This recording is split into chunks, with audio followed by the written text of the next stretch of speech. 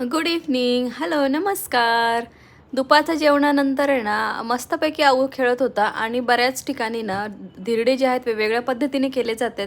कोणी थालीपीठ म्हणतं, कोणी धिरडे म्हणतं. तर आज काकूनी बनवले होते मस्तपैकी भोपळ्याचे धिरडे. तर आमच्याकडे धिरडे जे आहेत ना असे कापडावरती थापवले जातात, कारण कापडावरती थापून आहे त्याला असे 5-6 होल केले जातात आणि त्याच्यामध्ये परत तेल सोडलं जातं, ज्याच्यामुळे ना ते खूप खरपूस आणि छान लागतात, चवदार लागतात. तर आज ना जेवणामध्ये तेच होतं. तर मी म्हटलं त्याच्यासाठी दही घेऊन येऊयात. दही आणलं आणि माझ्याकडनं स्लिप झालं पातेलं. तर हे बघा कसा प्रॉब्लेम झाला. इतकं छान फ्रीज क्लीन केलेलं आणि पूर्ण छान आणलेलं जे दही ना ते माझ्याकडनं सगळं बऱ्याचपैकी खाली सांडून गेलं. राहिलं ते फक्त थोडंसं अर्धी वाटी. आणि हे बघून आहे ना, कारण सगळं आवरलेलं होतं आणि हे बघून आहे ना माझं संताप काय राहत नव्हता.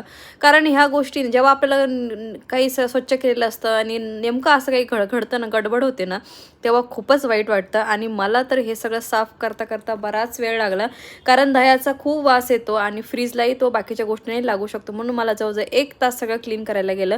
त्याच्यानंतर एनर्जी डाऊन झाली म्हणून मस्तपैकी ना ड्रॅगन फ्रूट खाल्लं, जे की आपलं इंडियन आहे. आणि हे ड्रॅगन फ्रूट चवीला अजिबात चांगलं लागत नाही, पण ऑप्शन नाही, व्हिटॅमिन सी साठी खूप चांगलं आहे. त्याच्यानंतर तुपाचं जेवण संपवलं टी व्ही बघता बघता. सो चलो, व्लॉग इथे सेंड करते. भेटू छानशा व्लॉगमध्ये. तोपर्यंत बाय.